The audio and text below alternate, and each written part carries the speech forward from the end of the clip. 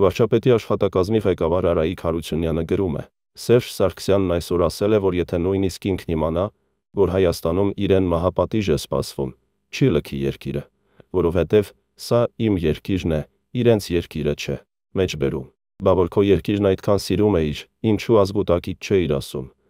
Էս ինչ կերպ եք վարվում մեր երկրի հետ, եղբայրներիդ, նրանց զավակներին, փեսայիդ, կուսակցականներիդ, նախարարներիդ, վարչապետերիդ, համայնքապետերիդ, որոնցից շատերն անցնում են քրեական գործերով։ Ինչու չէիր ասում, թե դա էլ է սիրուց։ Կամ էլ ինչպես ասում էին նախկին հիմնարկի ժողովուրդը, չնայած դա նախկին չի լինում։ Բիդ значит любит, Արայիկ Հարությունյանը գրում է։ Կալուգայում մեր հայրենակիցներից մեկը 3 հաղորդագրություններ ուղարկել։ Ասում է, այդ տաշ իրենց ձևիստներն իրոք ձև են թափում եկեղեցու հետ կապված։ Դրանք ամբողջ Կալուգայում մի հատ եկեղեցի չեն սարքել, մինչև հիմա ամբողջ Կալուգայի մարզում հայկական մի եկեղեցի չկա, այնինչ այդ մարզում շատ հայ է ապրում։ Սկզբում ինձ թված դա սադրանք է, որպեսի այս տեղեկատվությունը հանրայնացվի, ձևիստներն էլ ասեն սուտ է, կառուցել ենք։ Բայց ստուգեցի, ինֆոն ճիշտ էր, Տաշիր Սամոյի երկրորդ, հայրենիք Կալուգայում կա 0 հայկական եկեղեցի, թե բա մենք մեր ձևով կանենք, կտրիճի համար 30 միլիոնով ապարանքներ սարքելու փոխարեն մի եկեղեցի սարքեիք մեծ համայնքի համար։ Նույն շկոլան է, Ռոբերտ Քոչարյանը նախագահի պաշտոնը զբաղեցնելու տարիներին մի օր լրագրողներին ասաց, գիրք կարդացողների ժամանակն անցել է։ Հիմա էլ ձևիստներից Նարեկ Կարապետյանը կրկնում է նրա ասածը, դպրոց սարքելը կարևոր չէ, գործարան սարքեք։ Քոչարյանն այդ սկզբունքով աղետի առաջ կանգնեցրեց պետությունը, կրթության մակարդակը հասցնելով պլինտուզի մակարդակի, որի տակից դժվարությամբ դուրս են գալիս, հիմա նոր աղետ են առաջարկում։ Արայիկ Հարությունյանը գրում է. հայտնի ձայնագրությունում հոգեշնորհը, աղան Աբեղա Երնջակյանն ասում է. Կաթողիկոսն ասեց, Նիկոլը մեղքի խորհրդանիշն է, ով մեղքի դեմ չի պայքարում, նա եկեղեցականի կոչում չունի։ Լսեք դուք հոգևորական եք, թե սատանա, ինչ եք դուք։ Էս ինչ պանյատներով զրույց եք անում։ Կտրիչ Ներսիսյանի ամեն օրը վեհարանում աղետ է մեր եկեղեցու համար, հատկապես սրբազանները պետք է սա գիտակցեն։ Հերիք է ձեզ Մոսկվայից եզրասը տեքստեր դեմ տա, դուք էլ ստորագրեք, եթե պետք է պայքարել մեղքի դեմ, մեղքը վեհարանում։ Դարձվածքներ, մենք երբեմն շատ հեռու ենք մնում դրանից, համեցեք։ Պարոն Փաշինյան, Սերժ Սարգսյանը իր վերջին հարցազրույցում նաև հայտարարել է, որ պատերազմի ժամանակ երկրորդ թե երրորդ օրը հստակ չեմ հիշում, Լևոն Տեր-Պետրոսյանը եւ Ռոբերտ Քոչարյանը ցանկություն են հայտնել մեկնել Մոսկվա բանակցությունների, բայց դուք չեք լիազորել նրանց, ընդ որում բանակցությունները պիտի կայանային ոչ թե Վլադիմիր Պուտինի մակարդակով, այլ Լավրովի, եւ ձեր պատասխանը եղել է հետեւյալը, որ առանց այլ ԱԳՆ-ն ամենօրյա մակարդակում այդ բանակցությունները տանում են, կուզենամ անդրադառնալ այս խոսակցություններին, արդյոք եղել է նման խոսակցություն թե ոչ, եւ Ռոբերտ Քոչարյանը արդեն որևէ անգամ կասկածի տակ է դնում օգոստոսի իրողությունները եւ խաղաղությունը, ասում է, որ դա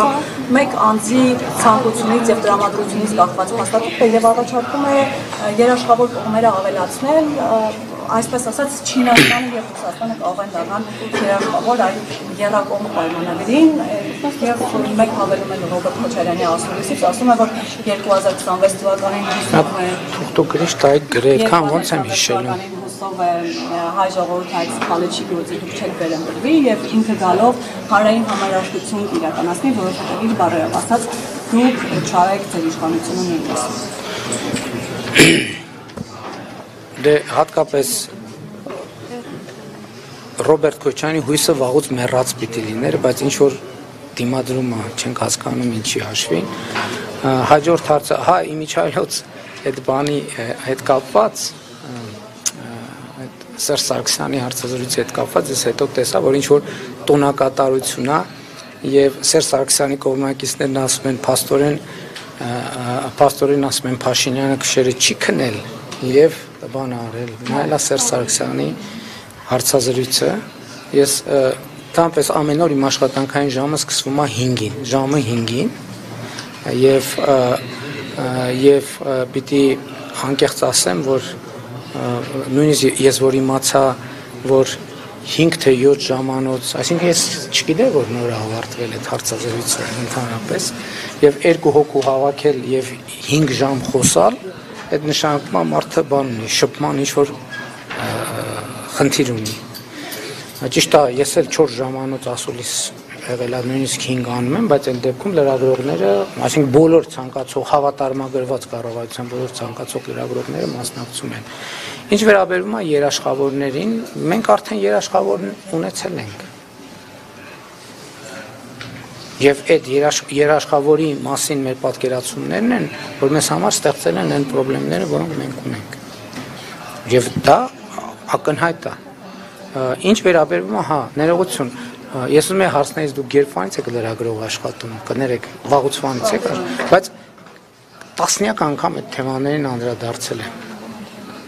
3 ղեկավարների գնալու, չգնալու եւ այլն եւ այլն։ Ես օթանավն եմ տրամադրել, ասել եմ ուզում եք գնաք, որ ուզում եք գնանք։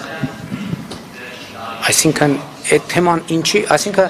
պայմանավորվածություն պետք է ասում է ձեռքբերել։ Իրենց ընդունեք այնպես, օրինակ ինչպես մեզ կընդունեք, որովհետև ասում է պետք է ամեն դեպքում իշխանությունից որ ձեր անունից բան լիներ։ Դեմա դուք ինձ ստիպում եք էլի անցնեմ խոսակցությունների ժանրին, ես Ռուսաստանի գործընկերներին ցույց եմ դրել, որ եթե իրանք ուզում են իրանց հետ շփվեն, ես դեմ չեմ։ Այսինքն իրանք կընդունեք այնպես, ոնց որ ինձ կընդունեք, հա, այսինքն ասեի, որ իրանք իրեքով են Հայաստանի վարչապետը։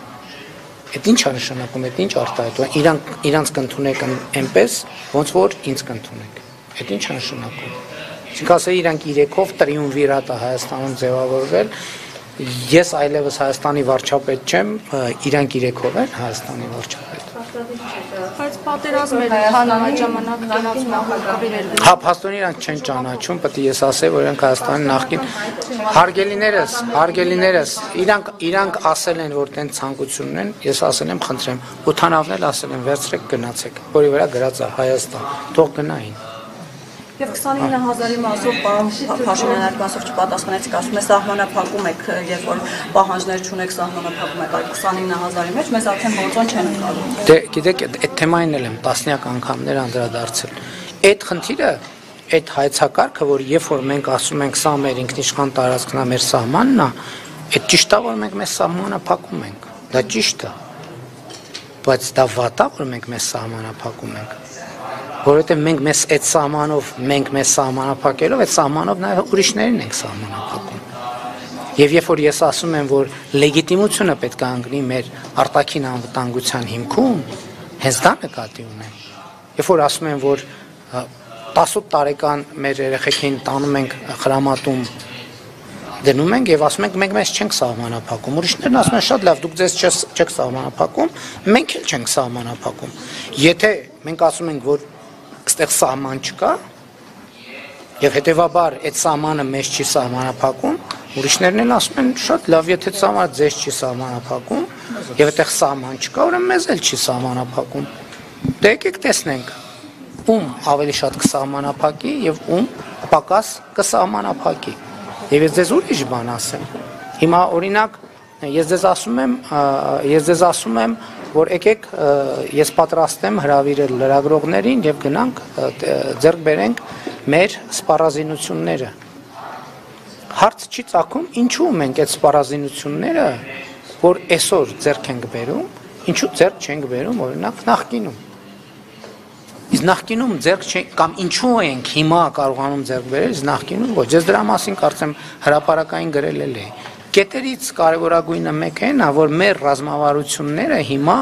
հիմնված են լեգիտիմության վրա։ Եվ այն ժամանակ մարդիկ մեզ թափանցիկ ասում էին ամենայն հարգանքով, բայց մենք ձեզ սպառազինություն չենք կարող վաճառել, որովհետև մենք չունենք երաշխիք, որ դուք այդ սպառազինությունը չեք օգտագործի ձեր ինքնիշխան տարածքի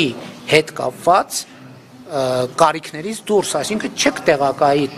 տարածքներում, որը չի հանդիսանում ձեր միջազգայինորեն ճանաչված տարածքը։ Սահմանը դրա համար է։ Եվ առաջին բուֆեր, ես առաջկայում սրա մասին, բայց լավ հրապարակային մանրամասն խոսելու եմ, էլի, չպատմեմ ամեն ինչ։ Վարչապետ իրար հաջորդելով հարցազրույցներ տվեցին Սերժ Սարգսյանը եւ Ռոբերտ Քոչարյանը, արդեն տեսել եք ձեզ մեղադրեցին Ղարաբաղը բանակցային գործընթացից դուրս թողնելու մեջ, պատերազմ հրահրելու մեջ, փոխ լրացնող էս իրար շարունակող հարցազրույցները ինչ միտում ունեն ըստ ձեզ։ Այդտենց բան են ասել։ Ես Ղարաբաղը ես դուրս եմ թողել բանակցային գործընթացից։ Հա, ասել ես դա։ Բանակցային Փակուղի եք մցրել, այսինքն բանակցություն։ Լսեք, ինչ շատ լավ, պատերազմ, փակուղի, մի րոպե։ Պատերազմ, փակուղի։ Փակուղի։ Պատերազմ։ Շատ լավ։ Ես հիմա ասում եմ, արդեն 1 տարի 8 ամիս Հայաստանի սահմանին զինվոր չի զոհվում։ Հիմա եթե 2018 թվականի եւ ասում եմ, որ նախկինում մենք ոչ մի տարի չենք ունեցել, ոչ մի, որ այսպիսի իրավիճակ չլինի։ Հիմա եթե 2018 թվականին չկար պատերազմ, ինչ են զինվորները զոհվում սահմանին։ Պատերազմը ո՞րն է։ Պատերազմը այն է, երբ որ արտաքին ներգործության հետևանքով զինվորներ են զոհվում։ Ամեն տարի մեր սահմանին զոհվել են զինվորներ 18-ից առաջ։ Բայց չեն գրակում, որովհետև ինչ ուզում են ստանում են։ Իր վերջին հաղորդակցություն առանց գրակելու ինչ ուզում են ստանում։ Ինչ։ Ես ձեզ նոր քիչ առաջ շատ երկար եւ մանրամասն ներկայացնում էի Հայաստանի ինքնիշխանության եւ լեգիտիմության կոնցեպտը։ Այստեղ պետության կոնցեպտի մասին է խոսքը։ Պետության կոնցեպտի մասին է խոսքը։ Երկրորդը փակուղու մասին, եթե փակուղու մասին չէր, էլի ես զարմանում եմ, որ հրապարակային հայտարարություններից հետո էլի տենց մեկնաբանություններ են հնչում։ 2018 թվականի ապրիլի Արձագանք է դրան, պարոն վարչապետ, ասում է մինչև այդ էլ բազմաթիվ անգամներ բանակցությունները մտել են փակուղի, բայց այդ թվում 2016 թվականի ապրիլին, ճիշտ է, հա։ Դուք չգիտեք։ 2016 թվականի ապրիլյան պատերազմի մասին չեք լսել։ Էդ էլ փակուղու մասին։ Բան չէր այդ պատերազմը սկսում։ Բան չէր այդ պատերազմը։ Հեսա Միչայլոց։ Շատ լավ զուգահեռ։ Հեսա որ բանակցային փաթեթները հրապարակվեն եւ դուք կարդակեն ինչի վրա ես հղում եմ արել 2016 թվականի ապրիլի առաջարկությունը, 2016 թվականի հուլիսի կամ հունիսի առաջարկությունը, 2016 թվականի օգոստոսի առաջարկությունը, այս բոլոր հարցերի պատասխաններ Սերժ Սարգսյանի նամակը կկարդաք եւ կտեսնեք բանակցությունները իմիջայլոց խոսում են ռազմական բալանսի խախտման մասին, որ մեր ժամանակ ռազմական բալանսը խախտվել է, ճիշտ է։ Հիմա դուք երբ որ այդ փաթեթը հրապարակվի, կտեսնեք ոնց է Սերժ Սարգսյանը իր ձեռքով գրել եւ ստորագրել, որ ռազմական բալանսը խախտված է։ Ինձնից առաջ։ Այս պահին չեմ ասում։